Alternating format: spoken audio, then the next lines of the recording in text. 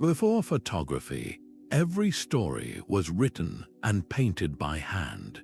In the quiet of a monastery, a monk dipped his quill, beginning a transformation that would turn simple text into a radiant world of light and color.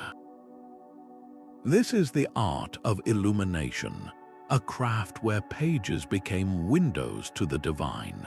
By the end of this journey, you will understand how these sacred books preserved knowledge and beauty through centuries of change. How did they create colors more vibrant than jewels, and why did they believe gold leaf was a form of prayer? What does it feel like to hold a book designed as an experience for all the senses? The scratch of a quill was a sound of defiance in a world grown quiet. In the centuries after the Roman Empire's great structures began to crumble, its vast networks of roads and schools fell silent. The organized light of classical learning flickered, threatening to go out entirely. Into this gathering darkness stepped a new kind of guardian. Isolated monasteries, often perched on lonely cliffs or deep within forests, became the unexpected fortresses protecting the flame of knowledge. Here, within cold stone walls, the work of preservation began. It was a task that went far beyond simple copying. Every letter formed was a deliberate act of salvation, a rescue mission for the wisdom of antiquity and the sacred word of Scripture. This was not a hobby for the monks, it was their divine calling. Their scriptorium, the writing room, was a holy workshop. The creation of a book was considered a form of prayer in itself, a physical labor that honored God. A scholar once described the medieval book as a microcosm, a small, perfect reflection of God's own creation. By filling a page with beautiful script and radiant art, a monk was echoing the divine act of bringing order and splendor out of chaos.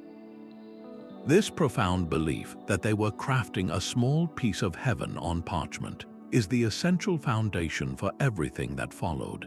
It explains why they would dedicate years, even a lifetime, to a single book.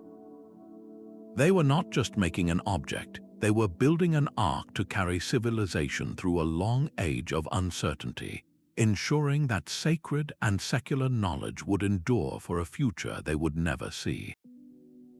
This foundation, the very skin of the book, began not in a library but in the fields. The animals whose hides would become pages were often part of the monastic community itself, raised on the monastery's own lands. The transformation from a living creature's skin to a pristine writing surface was a profound alchemy of labor and faith. It started with a thorough washing, followed by a long soak in a solution of lime. This helped to loosen the hair, which was then carefully scraped away. The wet skin was then stretched taut on a wooden frame, a process that required immense physical strength. As it dried, the parchment maker would constantly work the surface with a crescent-shaped knife, scraping and smoothing it to an almost impossible thinness and uniformity. The goal was a surface so perfect it resembled the pale, smooth tone of modern paper, a blank slate awaiting creation. This was not merely a craft, it was a ritual of preparation. Each careful motion was a step in honoring a common material, preparing it to become something extraordinary. The patience required was a form of devotion, a physical prayer that set the stage for everything to come. Without this perfect foundation, the brilliant colors and radiant gold that would follow would have nothing to hold onto. The humble parchment was the silent, supportive partner in this great work, the unspoken hero of the illuminated manuscript. With the parchment prepared, the next layer of creation demanded an instrument of equal precision. The scribe's most vital tool was the quill, a feather transformed. Not just any feather would do, only the strongest flight feathers from a goose or swan possessed the ideal combination of strength and flexibility. The preparation was a ritual in itself. A scribe would first harden the tip of the quill with gentle heat, making it durable enough to withstand hours of contact with the page. Then, with a small, incredibly sharp knife that was his personal companion, he would carve the nib. This was the moment of truth. A single, precise cut could create a point capable of producing the delicate hairlines and confident, bold strokes that defined the beautiful scripts of the era. The quill knife was never far from his hand, constantly honed to a perfect edge to maintain this fragile point of contact between his mind and the page. The physical act of writing was a test of endurance. A scribe would sit for hours, back straight, hand suspended just above the parchment. Every movement had to be controlled, every breath measured to avoid a sudden slip. The ink, a carefully mixed concoction often of oak gall and iron salts, flowed from the quill's reservoir in a steady, black stream. One misplaced stroke, one blot of ink, and days of work could be lost. The only recourse was to patiently scrape the entire page clean with a pumice stone and begin again. This was not mere transcription, it was a performance of intense focus and physical discipline. The humble quill was the essential conduit, the first voice in a layered symphony of art. Through its carefully carved tip, words were given form, and the silent parchment began to speak. The quiet intensity of the scriptorium was a world away from the monastery's other rhythms. This dedicated workshop was the creative heart of the entire community, a space where silence was not empty but full of purpose. Here, rows of individual carrels, small desks designed to focus the mind, housed monks deeply immersed in their sacred tasks. The only sounds were the deliberate scratch of quills, the gentle rustle of turning parchment, and the soft grinding of pigments on stone. This profound quiet was a spiritual discipline, a way to ensure that every thought and every motion was directed toward a higher purpose. The work they performed was considered the highest form of manual labor, a fulfillment of the guiding rule that shaped their daily lives. It was a prayer made visible through relentless, focused effort. Within this hallowed space, a remarkable collaboration unfolded. The creation of a single manuscript was never the work of one person alone. It was a symphony of specialized skills. Parchment preparers delivered the flawless skins, scribes meticulously formed the text, and illuminators waited to bring the pages to life with color and gold. Each monk was a vital link in a sacred chain, his individual talent merging into a unified work of art that was far greater than the sum of its parts. This was not a factory, but a hive of creative and spiritual industry. Every book that left this room carried the collective devotion of an entire community, a testament to their shared belief that they were crafting vessels of light for a world in need. The scribe's work was a masterpiece of invisible art, every letter a testament to discipline, but a page filled with perfect text was only half complete. It was a carefully laid foundation, an architectural blueprint waiting for its color and life. The illuminator then approached the parchment, a different kind of artist with a different sacred duty. His task was not to write, but to light up the words from within. This division was a hierarchy of hands, a seamless collaboration between two distinct forms of genius. The scribe's primary virtue was absolute fidelity, his hand trained to replicate a chosen script with unwavering consistency. He might work in the elegant, spacious Carolingian minuscule, a script so clear and legible it revolutionized writing across Europe.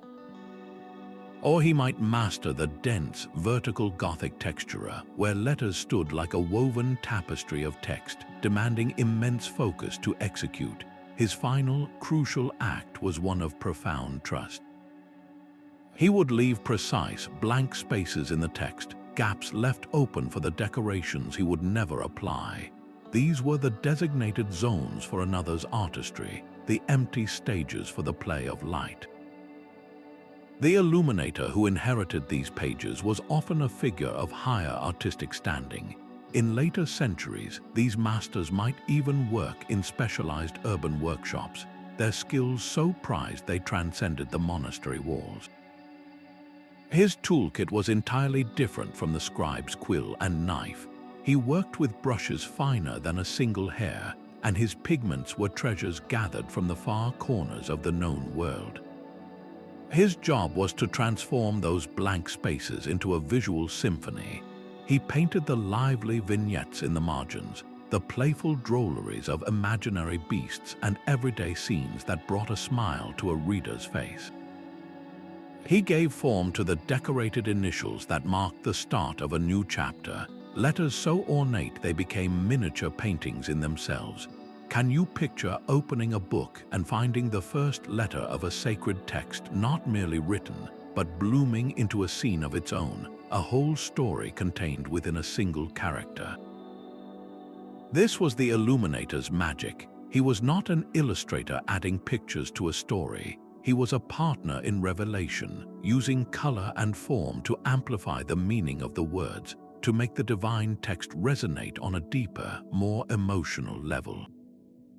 Together, the scribe and illuminator performed a silent, coordinated dance, their separate skills uniting to create an object that was far more than the sum of its parts, a true multi-sensory experience where the beauty of the form perfectly matched the power of the content. But the scribe's quill was useless without its lifeblood, a liquid as vital as the air he breathed. The black ink that flowed onto the page was far from simple. It was a potent alchemical brew. The most revered recipe across Europe was for iron gall ink, a substance born from a strange partnership between tree and metal. It began with oak galls, those hard, round growths that form on oak trees when a wasp lays its eggs. These galls were prized for their high concentration of tannic acid. Monks would painstakingly gather and crush them, then soak the powder to extract this essential liquid. To this tannin solution, they would add green crystals of iron sulfate, a metallic salt, and finally, a binder like gum arabic, a natural sap, to give the mixture the perfect viscosity to cling to a quill. The magic happened on the page. When first applied, the ink appeared a dull, pale gray-brown, but as it met the air, a quiet chemical transformation began. The iron reacted with oxygen, deepening the color over hours and days into a rich, profound black that was intended to be permanent. This was the ideal, a mark for the ages. Yet this powerful ink held a hidden challenge. Its acidic nature was a double-edged sword. While it created a lasting bond with the parchment, if mixed too strongly, that same acid could slowly, over centuries, begin to affect the very page it was written on, sometimes leaving behind only a faint trace of the text or a fragile opening. This was the constant tension in the scribe's work, using a powerful but unpredictable material in the service of eternity.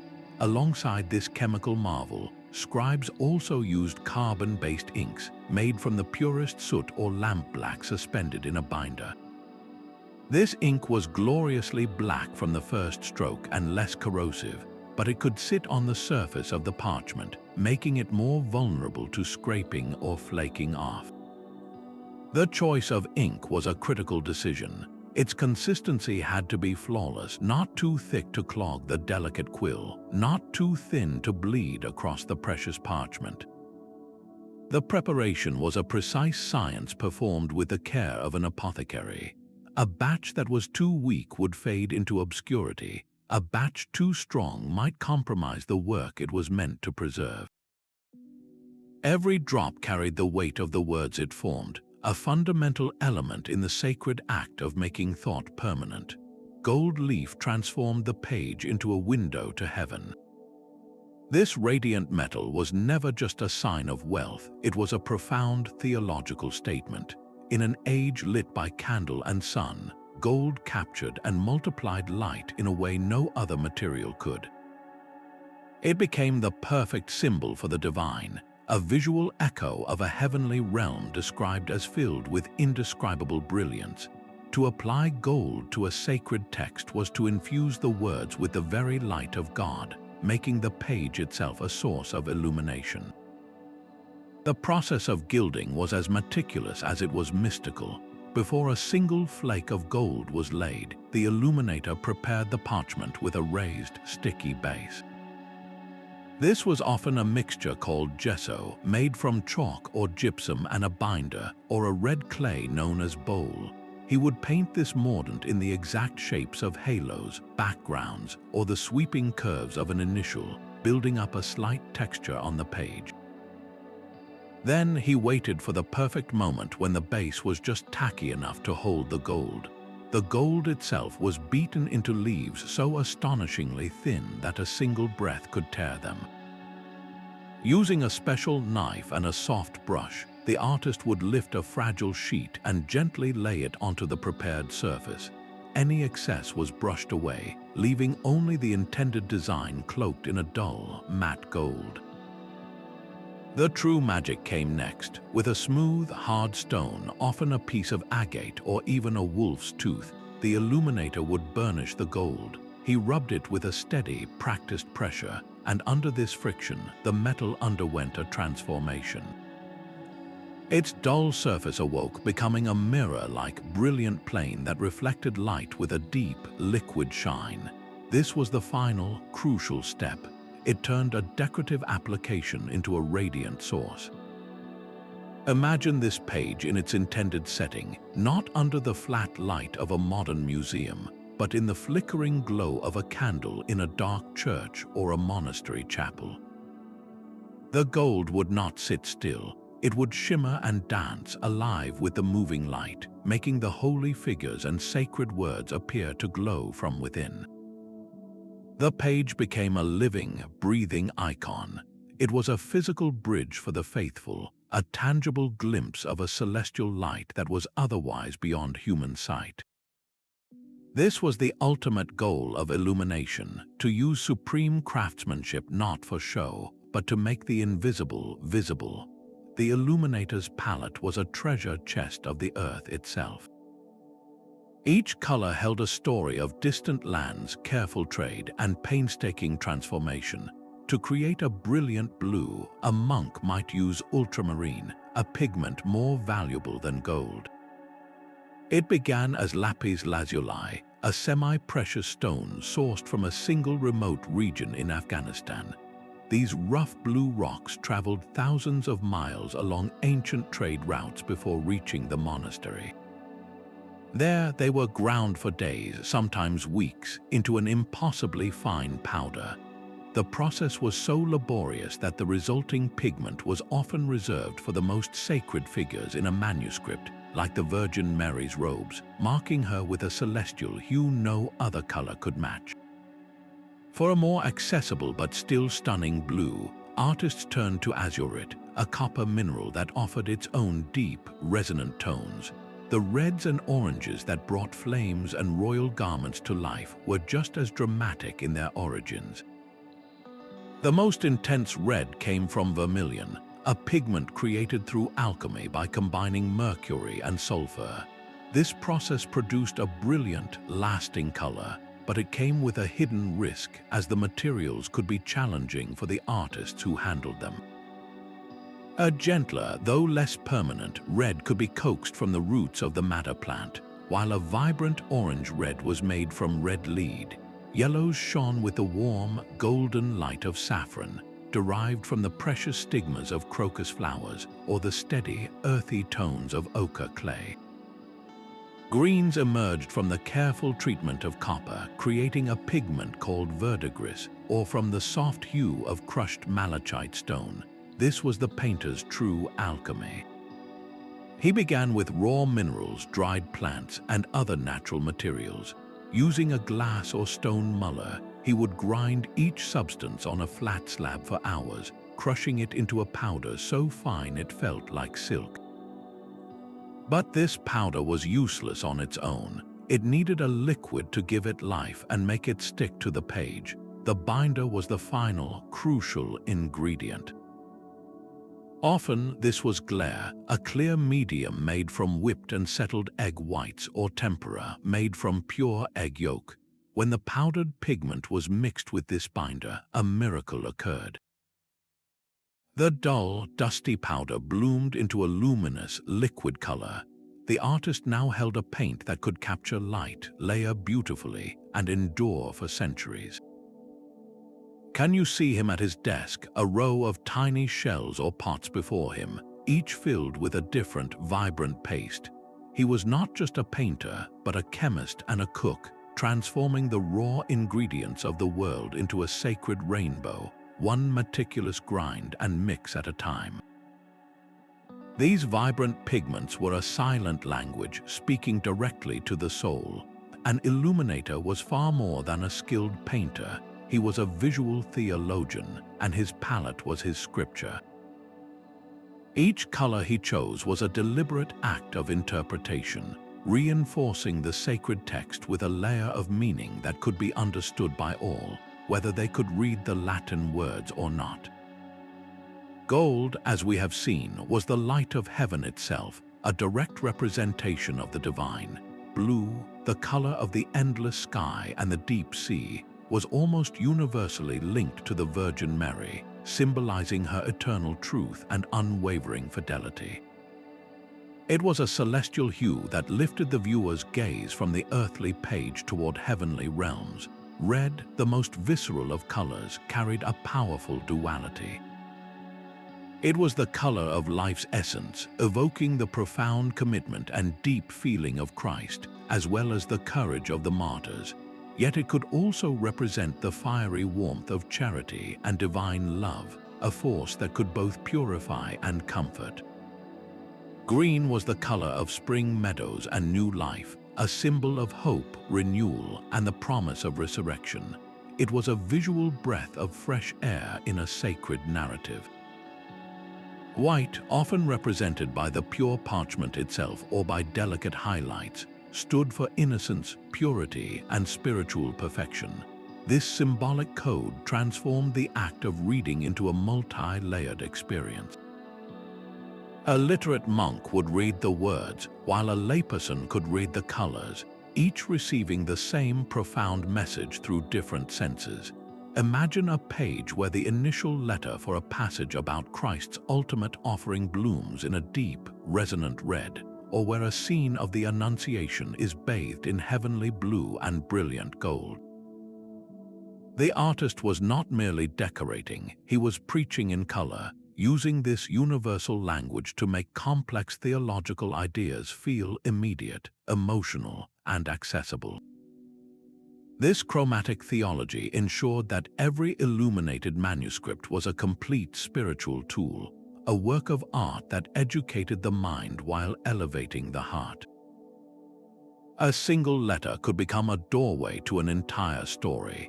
The most breathtaking innovations in illumination were the historiated initials, large opening letters that transcended mere decoration to become functional and deeply symbolic gateways into the text. Imagine a monk turning a heavy parchment page. His eyes would not first find a block of text, but a monumental letter, perhaps a towering P or a sweeping D, and within the elegant curves of that letter, a whole narrative scene would unfold. This was a historiated initial. If the passage began a psalm about a king, the letter itself might frame a miniature portrait of King David playing his harp. If the text told the story of the Annunciation, the curve of the letter could form the arch of a room where the angel Gabriel knelt before Mary. This was not a picture beside the words, it was a story painted inside a word, a visual overture that prepared the reader for the sacred narrative to come. Alongside these narrative wonders were the decorated initials, letters that bloomed with intricate foliage, spiraling geometric patterns, or playful grotesques, those fantastical creatures part animal, part leaf that inhabited the margins. Far from being random whimsy, these elaborate letters served a crucial purpose as visual signposts.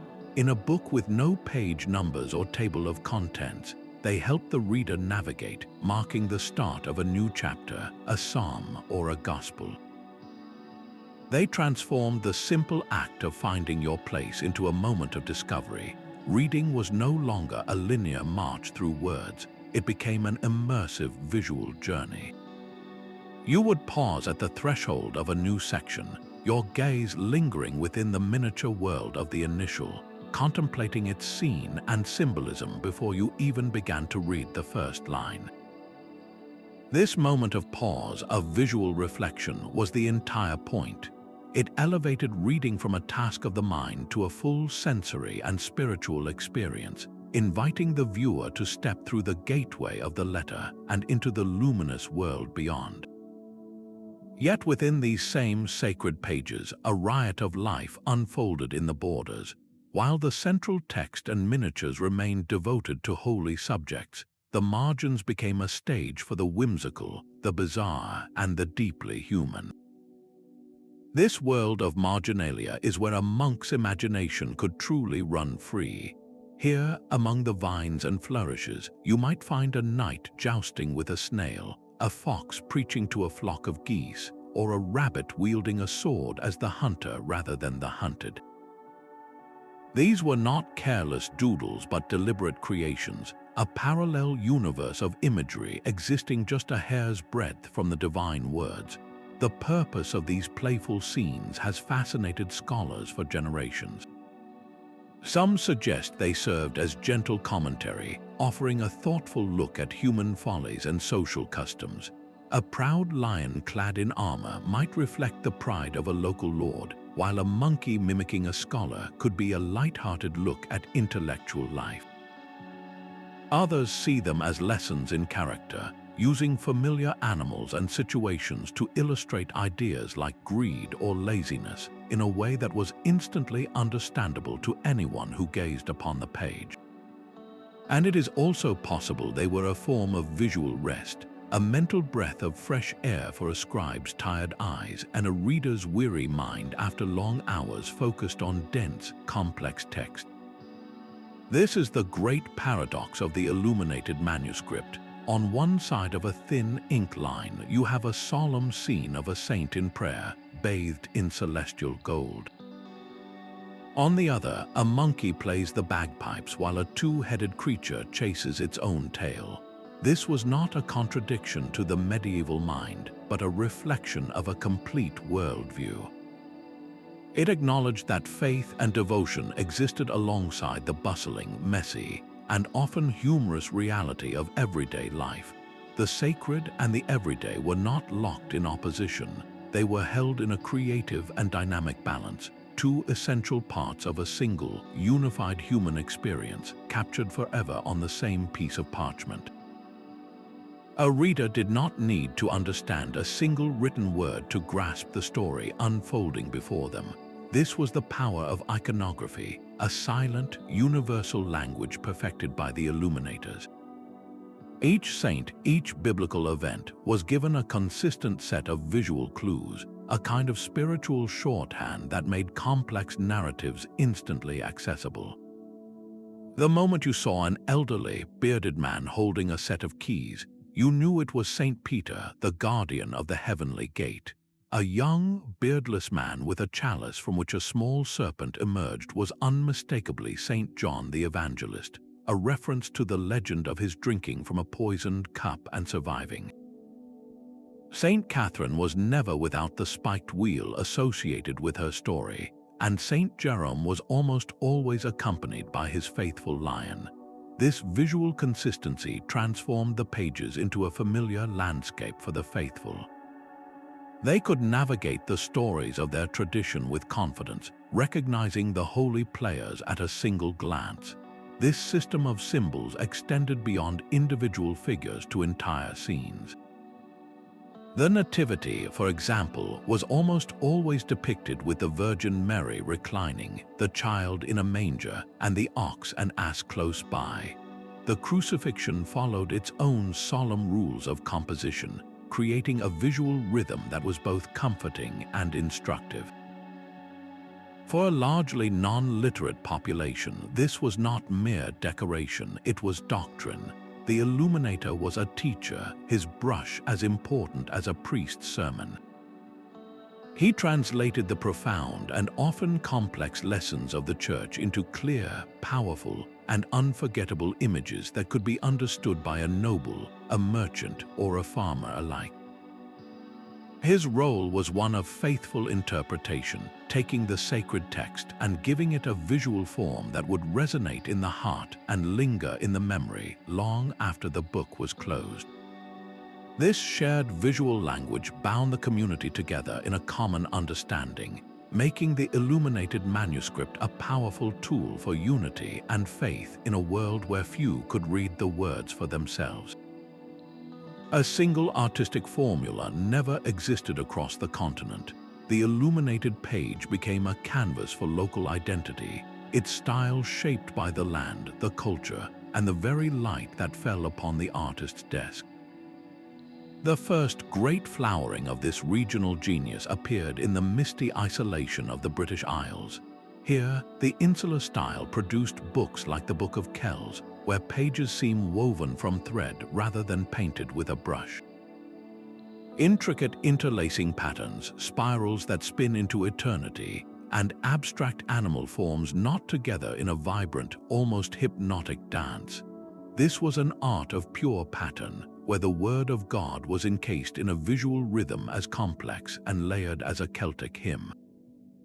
It was a style born from a unique fusion of native Celtic artistic traditions and the new influences arriving with Christian missionaries. Far to the east, a very different vision of order was taking shape.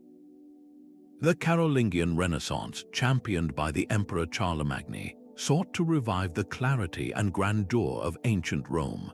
In its scriptoria, a new aesthetic emerged, one of spacious layouts, elegantly rounded scripts, and figures that echoed the solid, dignified forms of classical art.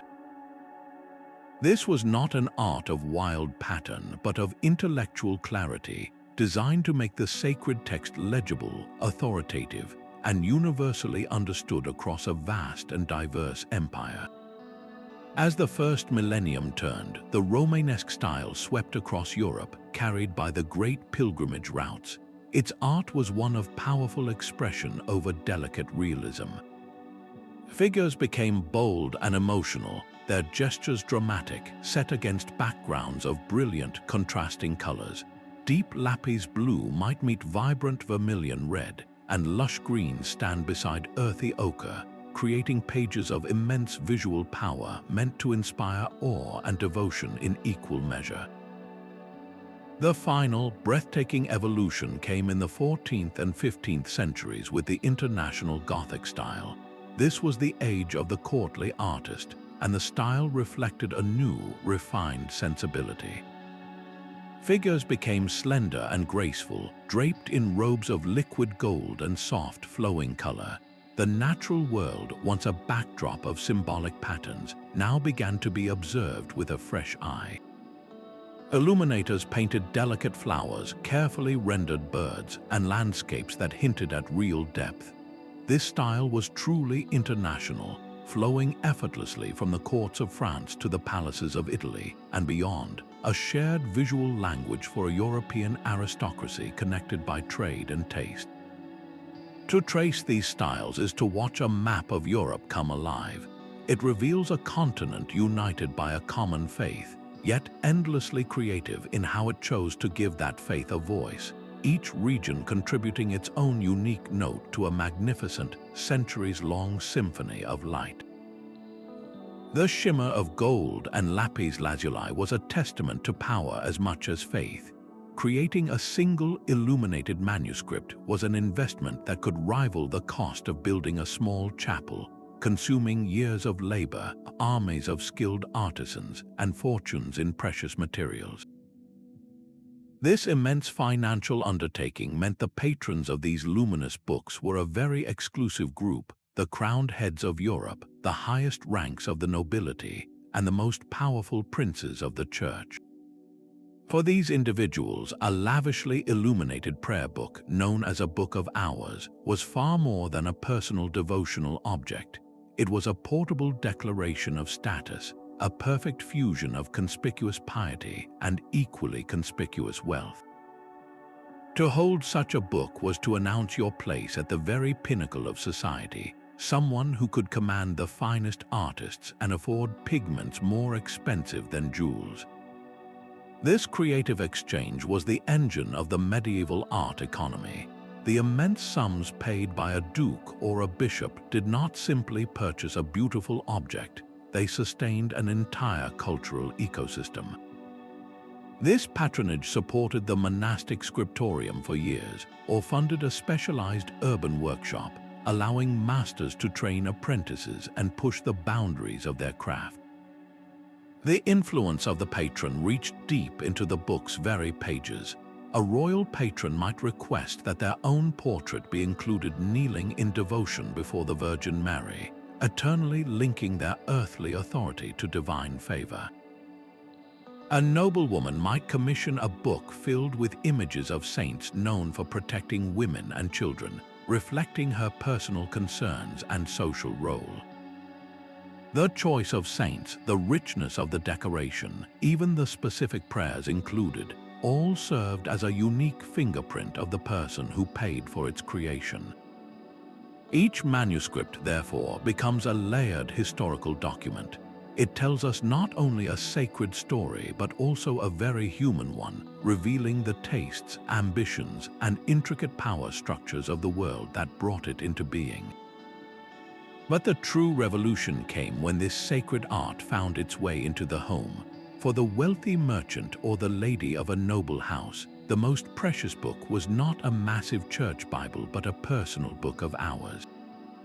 This was a private cathedral bound in leather, a portable gallery of devotion small enough to hold in your hands.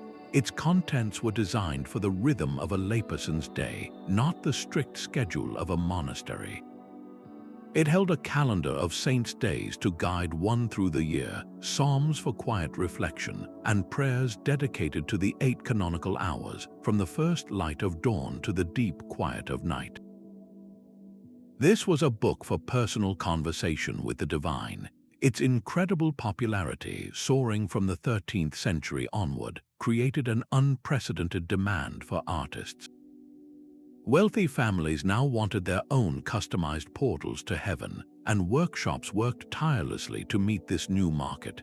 The decorations inside these books became intensely personal. It was common to find a miniature painting of the book's owner kneeling in prayer, humbly presented to the Virgin Mary or their name saint by a holy patron. This was more than a portrait, it was a visual record of a spiritual relationship, a permanent affirmation of identity and faith. For the first time, the experience of illuminated splendor was no longer confined to the shadowy vaults of a church. It was brought into the private chamber where the flicker of a single candle could bring its gold to life and make its prayers feel like a whispered secret between the owner and their God. The blank parchment was a silent orchestra waiting for its conductor. Before a single drop of ink could flow, the page needed its invisible architecture. This foundational stage was called pricking and ruling. A scribe would take a sharp tool and mark a series of tiny, precise points along the outer edges of the page. Then, using a ruler, he would drag a dry point or a lead stylus across the parchment, connecting these marks to create a grid of perfectly straight, faint guidelines. These lines were the hidden skeleton upon which the entire manuscript would be built, ensuring every line of text would march in perfect, disciplined order. This was not a suggestion, but a rigid framework for beauty. Once the scribe had filled this prepared grid with his flawless text, the page passed to the illuminator. His work, too, began with a sketch. Using a lead point or a fine pen with a light ink, he would draw the outlines of the grand initials, the intricate borders, and the figures that would soon inhabit the margins. This was the blueprint, a map for the explosion of color and light to come. The next step was the most luminous. The artist would apply the gold leaf, carefully laying those delicate sheets onto the sticky, raised ground he had prepared. After burnishing it to a mirror shine, he would then block in the background colors, filling large areas with their foundational hues of deep blue, rich red, or earthy green. Only when this stage was fully dry would he return with his finest brushes, some tipped with a single hair, to complete the masterpiece. He painted the delicate features of a saint's face, the intricate folds of their robes, and the curling leaves of the marginal vines. This was an assembly line of genius, a choreographed sequence perfected over generations. Each specialist knew their role, each step built upon the last without room for error. Can you sense the immense discipline required, the patience to complete one entire stage before you were even allowed to touch the next? This was not the work of a single inspired artist in a frenzy of creation. It was a slow, deliberate performance, a meaningful ritual where every action was part of a greater whole, ensuring that the final page was not just a painting, but a perfectly constructed window into another world. Each masterpiece stands as a silent witness to the hands that made it. The Book of Kells, created around the year 800, is a universe of intricate patterns contained within a single volume. Its pages are alive with a breathtaking complexity that seems almost beyond human capacity. Spirals and knots interlace with such precision that the eye can lose itself for hours, tracing paths that lead nowhere and everywhere at once. This is the pinnacle of the insular style, where text and decoration are woven together into a single, inseparable fabric. The Chi Rho page, which marks the beginning of the story of Christ in the Gospel of Matthew, is perhaps its most famous creation. Here, two Greek letters, X and P, unfold across the parchment, embraced entirely by a wild, glorious harmony of swirling color and detail.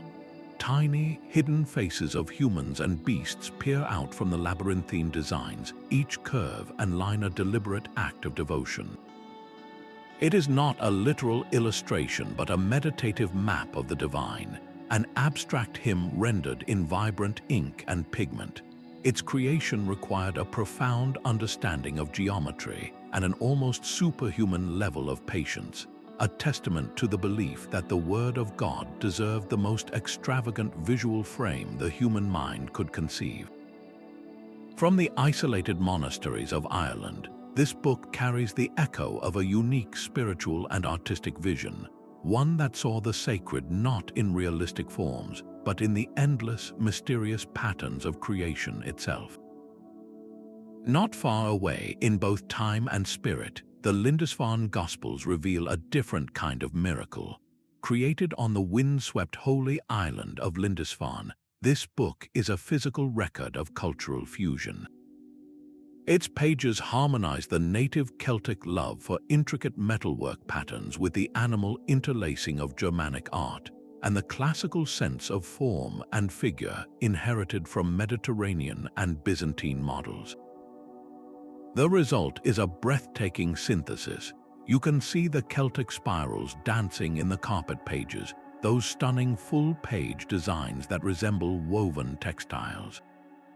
Yet when you turn to the portraits of the evangelists, you encounter figures that possess a solid, almost Roman dignity, seated within architectural frames that speak of a wider world. The artist, believed to be a single master named Eadfrith, did not simply copy these styles. He digested them and wove them into a new, coherent whole.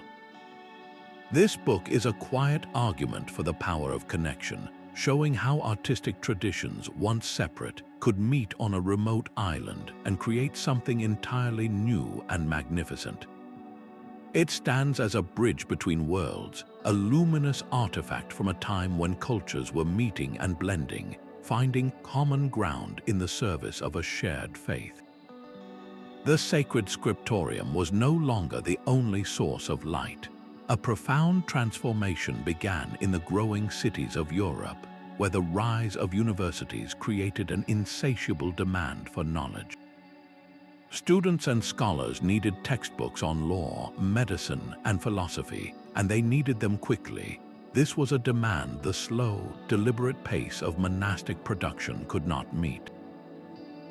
At the same time, a new class of wealthy, literate merchants and civic officials emerged, individuals who desired personal libraries as signs of their status and learning. They wanted books that reflected their world, not just the sacred realm. Into this gap stepped the professional lay artist. These men were not monks bound by a rule, but master craftsmen who established workshops in the bustling commercial districts of cities like Paris, Bruges, and Bologna. Their operations were organized much like a guild with a clear hierarchy. A master ran the atelier, overseeing journeymen who had completed their training and young apprentices who were just learning the delicate arts of grinding pigments, laying gold, and sketching figures. This was a commercial enterprise driven by deadlines and client specifications. The very rhythm of creation changed from the meditative silence of the cloister to the vibrant hum of the marketplace. While the content of many books remained deeply religious, the context of their creation had shifted entirely. The patrons were no longer distant abbots but specific individuals with personal tastes, and the artists were free to incorporate the world they saw outside their windows. This led to a subtle but significant evolution in style. The symbolic, otherworldly figures of earlier manuscripts began to give way to a new interest in naturalism. Drapery started to fall in more believable folds, landscapes hinted at real depth, and the flowers in the margins were painted with an observer's eye for botanical accuracy. The influence of the Italian Renaissance, with its renewed passion for classical forms and humanistic ideals, began to drift northward, carried by trade routes and traveling artists. The Illuminator's palette was now touched by the spirit of a new age, one that celebrated the beauty of the earthly world alongside the divine. The art of illumination was not fading. It was simply learning a new language, one spoken in the vibrant, competitive, and endlessly creative heart of the medieval city. The steady rhythm of the scribe's quill was about to meet its match in the mechanical beat of a new machine. Johannes Gutenberg's invention of the movable type printing press around 1450 introduced a force that would forever change humanity's relationship with the written word. For the first time, a single setting of metal type could produce not one, but hundreds of identical pages, a feat of replication that was simply unimaginable in the Scriptorium. This was a revolution in reproduction, making books faster and far more affordable to create. Knowledge was no longer a treasure locked in a monastic chest, but a resource that could, slowly at first, flow into the hands of scholars, merchants, and a growing literate public. The very purpose of a book was shifting beneath the artist's feet, yet the sun did not set on illumination overnight. In a fascinating period of transition, the old world of craft gracefully met the new age of technology. Wealthy patrons, accustomed to the unique beauty of handmade books, were not ready to abandon splendor for mere speed. They commissioned printed texts, often leaving the press with blank spaces and outlined initials, to be enriched by the hand of a skilled illuminator. These hybrid books are beautiful paradoxes, where the crisp, uniform black letter of the printed page is accompanied by the vibrant, liquid shimmer of hand-applied gold leaf and lapis lazuli. The press had democratized the word, but it could not replicate the soul of the artist's touch. As printed books became the standard, the illuminated manuscript slowly retreated from its role as a common carrier of text. It transformed into something even more precious, a rare and luxurious art form reserved for the most exclusive of commissions, a final, brilliant echo of a world where every book was a unique vessel of light. The very materials that give these books their splendor also hold the seeds of their fragility. That brilliant ultramarine blue, ground from precious lapis lazuli, can slowly soften under the steady influence of sunlight. The vibrant reds derived from organic sources may gradually lose their intensity. Even the seemingly eternal gold leaf can be scratched or marked. The care of these illuminated pages is a quiet, ongoing effort against the natural passage of time and environment. Today, this work is done not just with careful hands, but with advanced scientific tools that allow us to see the unseen. Conservators now use multispectral imaging, a technique that captures light far beyond the range of human vision. By photographing a manuscript under different wavelengths of light, from ultraviolet to infrared, they can uncover a hidden world beneath the surface. A prayer that was gently removed and written over centuries ago can suddenly reappear, its faint script readable once more. Faded underdrawings, the Illuminator's first tentative sketches, become visible, revealing the artist's creative process and initial intentions. This gentle technology is like a form of time travel, allowing us to look back through the centuries without ever touching the delicate page. Alongside imaging, scientists use precise instruments to understand the chemical nature of the pigments themselves. By studying a microscopic sample, they can determine the exact origin of a particular blue, tracing the lapis lazuli back to its specific source in Afghanistan. They can identify the unique mixture of a scribe's iron gall ink, understanding why some recipes have stood the test of time while others have affected the very parchment they were meant to adorn. This knowledge is not merely academic, it is essential for planning the right conservation approaches. It helps experts understand how different pigments interact with each other and with the parchment, allowing them to anticipate and prevent future changes. The environment where these books are kept is now a carefully controlled space. They reside in rooms with strictly monitored temperature and humidity levels, as even slight shifts can cause the parchment to expand and contract, leading to cracking and flaking paint.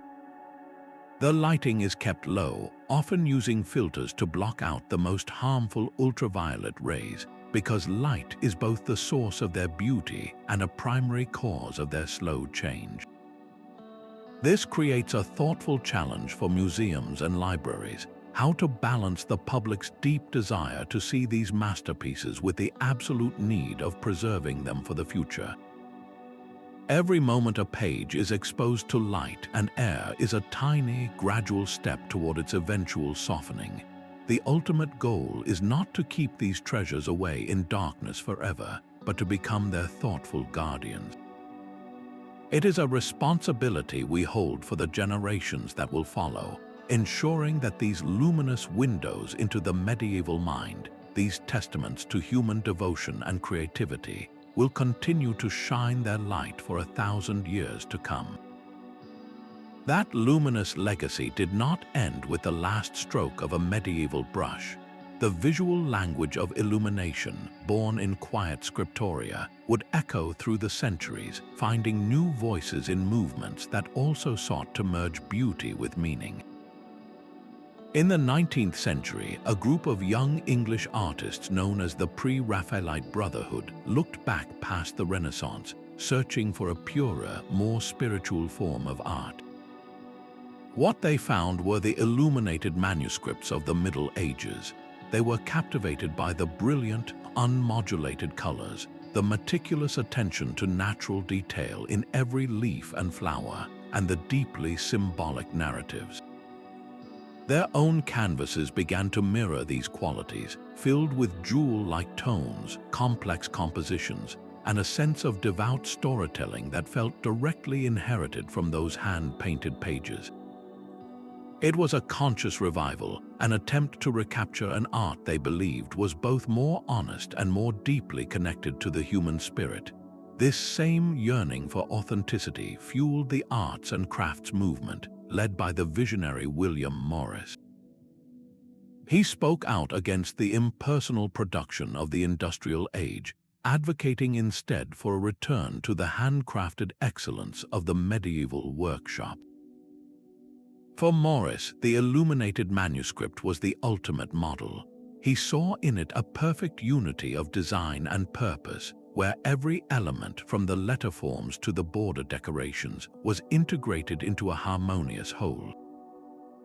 His own wallpapers and textile designs, with their intricate, interlacing patterns and lush, repeating motifs, are a direct homage to the carpet pages of books like the Lindisfarne Gospels.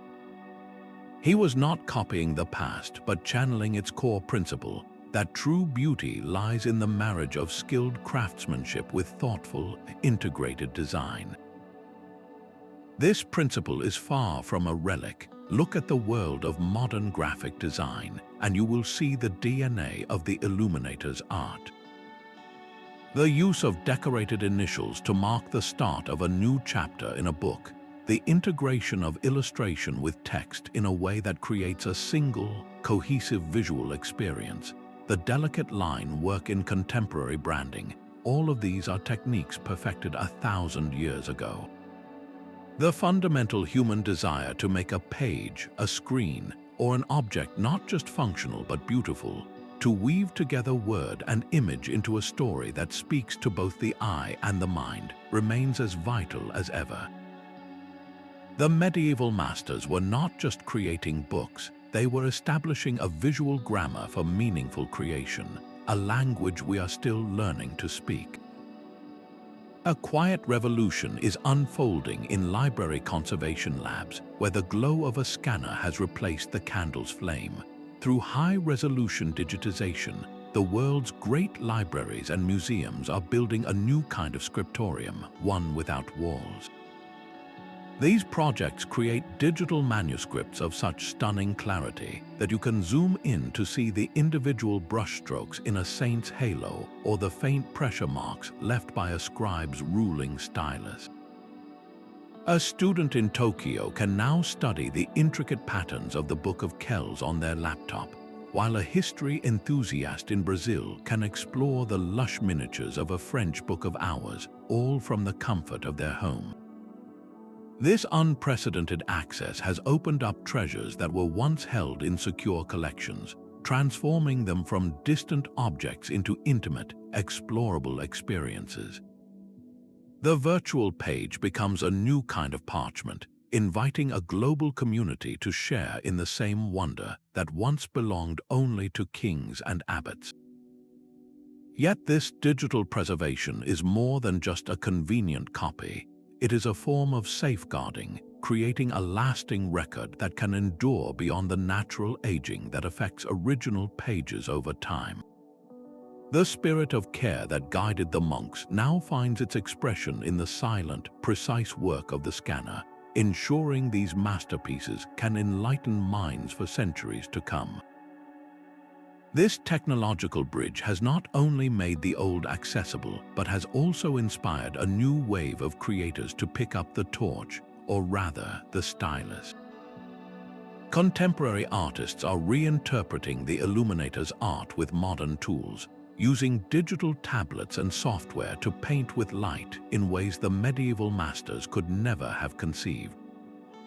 They might create a glowing initial letter with layers of digital gold leaf, or composite a complex border from hand-drawn elements, all within a virtual workspace.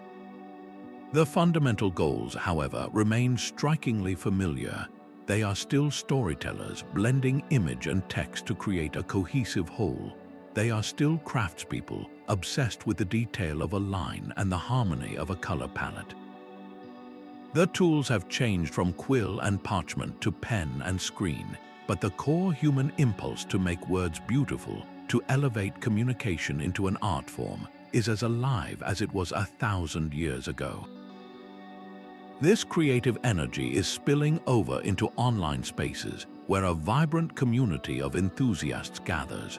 Social media platforms and dedicated forums have become the bustling urban workshops of the 21st century, where calligraphers and illuminators, both novice and expert, share their work, offer feedback, and trade techniques. You can find video tutorials that patiently guide you through the process of cutting a quill, mixing a historically accurate pigment, or mastering the delicate art of applying gold leaf. This shared knowledge, once a closely held tradition of monastic or guild apprentices, is now available to anyone with an internet connection. It is fostering a new, dispersed generation of scribes who may never meet in person, but who are connected by a common passion for the handmade mark. They are proof that the illuminated manuscript is not a closed chapter in art history. It is a living, breathing tradition that continues to evolve, finding fresh relevance and new expressions in a digital age, ensuring its light will never be extinguished. This meticulous work was a physical form of prayer, a sacred rhythm of hand and heart. The monastic day was structured by the divine office, the regular chanting of psalms that marked the hours, but the time spent in the scriptorium was an extension of that worship. The guiding principle was ora et labora, a Latin phrase meaning pray and work. This was not a simple division of time, but a profound fusion of the two. The deliberate act of forming a perfect letter, the patient grinding of a precious pigment, these were not separate from prayer, they were prayer made visible. The slow, mindful pace was not a lack of skill, but its highest expression. It was a constant, moving meditation, where the focus required to paint a single hair on a miniature saint was as much an act of devotion as kneeling in the chapel. The beauty they sought to create was never for its own sake alone. In the medieval worldview, physical beauty was a reflection of divine beauty, a stepping stone that could lead the human soul closer to an understanding of the sacred.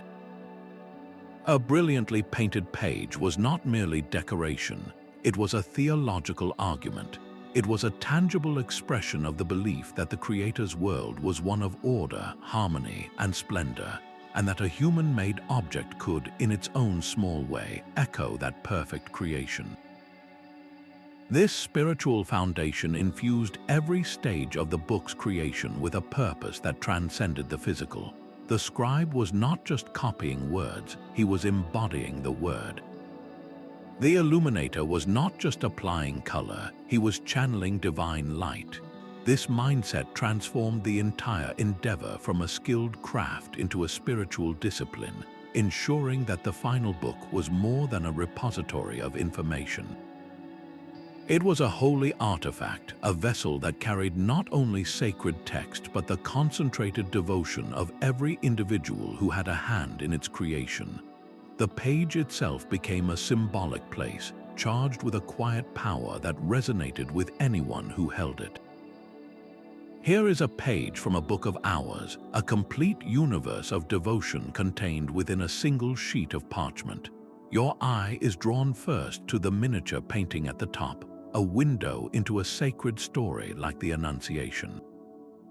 In this intimate scene, the angel Gabriel kneels before the Virgin Mary within a carefully rendered chamber, their figures bathed in a celestial blue and brilliant gold that immediately establishes the spiritual gravity of what you are about to read. This image is not a simple decoration, it is the visual keynote preparing your heart and mind for the prayers that follow. Directly beneath this painting, the text begins, but not with a small, humble letter. It launches with a historiated initial, a letter D so large and ornate it commands the page. Inside its sweeping curve, a secondary narrative unfolds, perhaps showing King David in quiet contemplation, his harp resting in his hand. This is more than a letter, it is a gateway, using a figure from the Old Testament to prefigure and deepen the meaning of the New Testament prayer you are starting. The main body of the text itself, written in a steady, vertical Gothic script, provides a foundation of calm order. The disciplined regularity of these black letters, marching in perfect lines, offers a visual rest from the splendor, grounding the experience in the spoken word of the prayer. Yet even here, your gaze can wander into the margins, where a lush border of acanthus leaves and curling ivy creates a frame of organic life.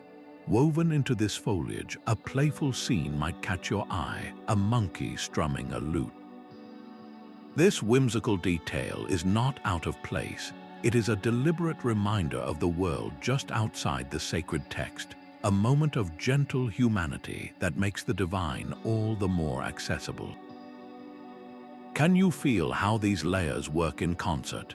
The miniature sets the theme, the initial marks your place and expands the meaning, the text delivers the core devotion, and the border connects it all to the rhythm of creation itself.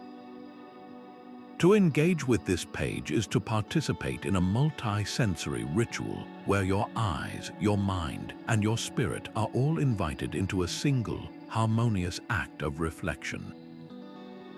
The art of illumination stands as one of humanity's most monumental achievements, a breathtaking fusion of unwavering faith, sublime artistry, and disciplined intellect. Our journey has taken us from the humble skin of an animal, patiently prepared to become the foundation for a masterpiece, to the application of divine gold leaf, a metal transformed into a source of spiritual light. We have moved through the profound silence of the scriptorium, where every stroke of the quill was a measured act of devotion, to the playful, chaotic margins where the full spectrum of human experience, from the sacred to the whimsical, was given space to breathe. These manuscripts were never merely books. They were portable reservoirs of knowledge, safeguarding the wisdom of antiquity through times of great uncertainty. They were objects of supreme beauty, designed to dazzle the senses and elevate the spirit. Most importantly, they were acts of profound devotion, physical prayers that lit the way through centuries we have too easily dismissed as dark. The historian Christopher de Hamel offers a simple yet powerful truth that manuscripts are the closest we can ever come to the Middle Ages. When we look upon these pages, we are not just seeing an old book. We are witnessing the faint but unmistakable imprint of a human hand, the concentration of a mind at work, the fervor of a soul in prayer.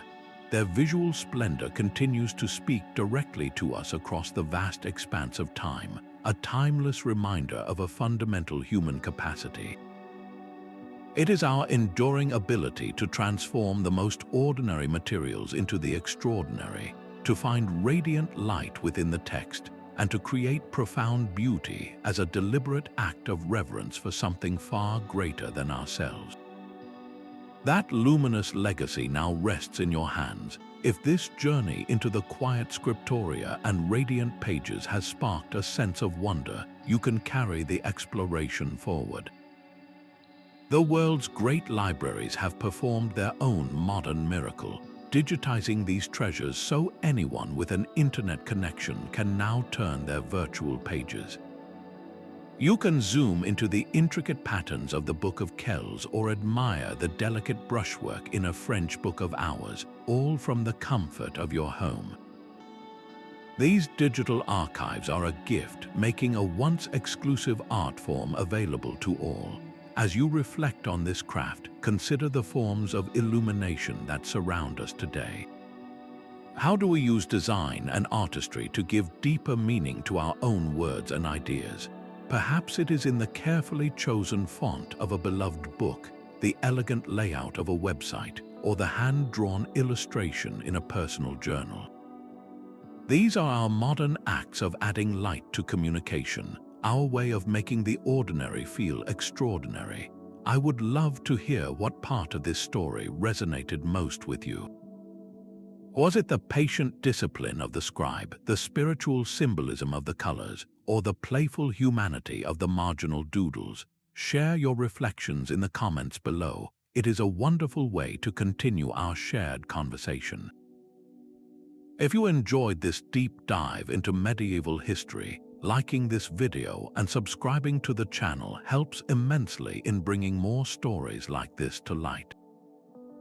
Thank you for your time and curiosity. May you always find moments of beauty and illumination in the pages of your own life.